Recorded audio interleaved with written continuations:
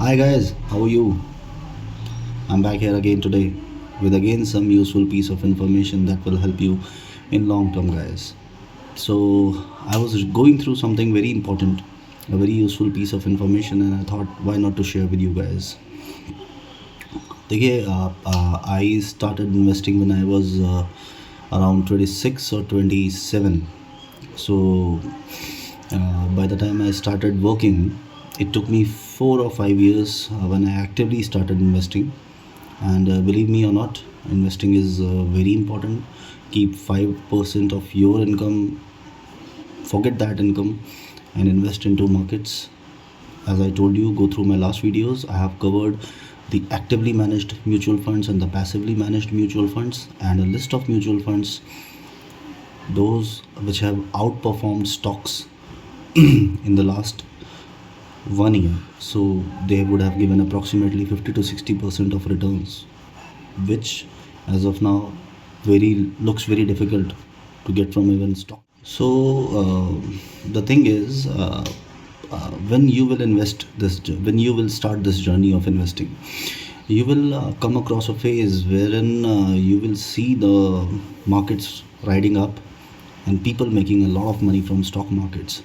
So हमारी जो investment की जर्नी होती है, the lifetime of this journey, somehow we are biased towards stocks as well, because when the times are up, there is no ceiling up to how much amount of money that you can make. While stocks is a speculation game, and a lot of people should avoid it. Those who are not masters of the market, or those who do not understand the fundamentals of the market, I would say that you can invest with some information, but it's very difficult to make sure where exactly the stock is headed. For events like these, which have happened in the last quarters or few months, people have lost substantial amount of money. So अगर आपका मन कर भी रहा है that if let's say I want to invest in stocks, whatever people say, that I have some certain amount of money and I'm very much sure about this stock or a particular stock or a list of stocks, today's video is for you. Because I'm going to cover a very important piece of metrics. I would say not information, it is a very important metric that stands out across any of the metrics when you are selecting a particular stock. And that particular metric is called PE ratio, which is a price to earnings ratio. So price to earnings ratio is basically your current market price of the stock, the value at which the stock is trading, divided by the earnings per share. I'm sharing the calculation here. So for a listed company, it is very much easy to get these two information. आपको current market price of the share पता है, right? You can go to NSE, BSE, wherever the stock is trading, you know the current market price of that share. Secondly, you have to look at the profit and loss statement of that company for that particular year. Net profit divided by the outstanding amount of shares will give you earnings per share, which is the denominator in our calculation of PE ratio, right? I'm sharing the calculation here with you guys.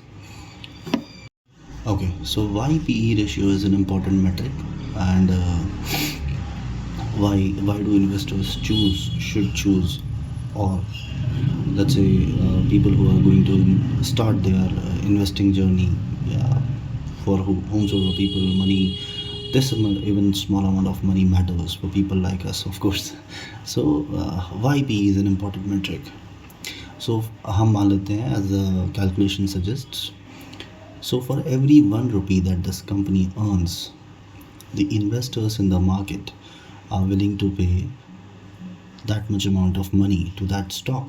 So let's say if a stock has a PE ratio of 20 rupees, so it means for every 1 rupee that this company earns, investors are willing to pay 20 rupees. So this automatically means that a high PE ratio suggests that the stock is good to invest. You will often find two kind of stocks: the one with high PE ratios and one with low PE ratios. The high PE ratios wale stocks, they are called as growth stocks. They have a positive future performance, they have good earnings potential, and they are also volatile in nature, right? So they are considered a little bit risky, but investors with huge amount of money and those with risk appetite, they can take that risk of investing in those stocks which are high PE ratio stocks, right? On the other hand, we have stocks with low PE ratios, right? They are called as value stocks. Why? Because वो हमें cheaper price पे मिलेंगे, right? Before the market के जो fundamentals होते हैं, they get corrected and make them reach their exact price or the correct price. They are available at a cheaper price in the market as of now, and hence investors are willing to put that money and make a bargain out of it. That's why they are called as value stocks. Now let's further, if let's say understand with the help of a calculation how exactly you can compare P ratios and make a correct judgment. Okay, यहाँ पे हमारे पास 2 stocks हैं, one is stock A, one is stock B, right? देखने में ऐसा लग रहा है कि जो stock A है वो थोड़ा expensive है, whereas stock B is available at a cheaper price. ठीक है, earnings per share कैसे निकलता है?